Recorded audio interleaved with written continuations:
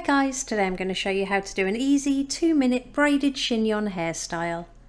To start, pop the hair into a ponytail the same height as the ears.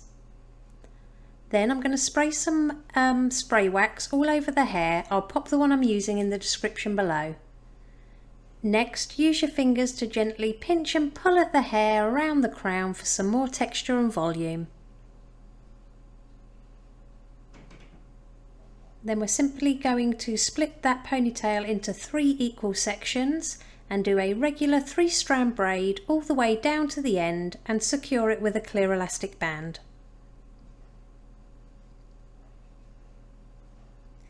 Now push that braid up and hold on to the base, and then wrap another elastic band around the braid and the base to create a little bun.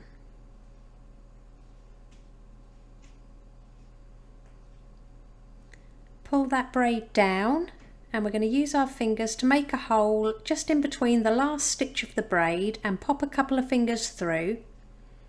With those fingers, grab hold of that little bun underneath and pull it all the way through that hole we've just made. Then you use your fingers and gently start pinching and pulling out each loop and twist of this bun to make it more voluminous.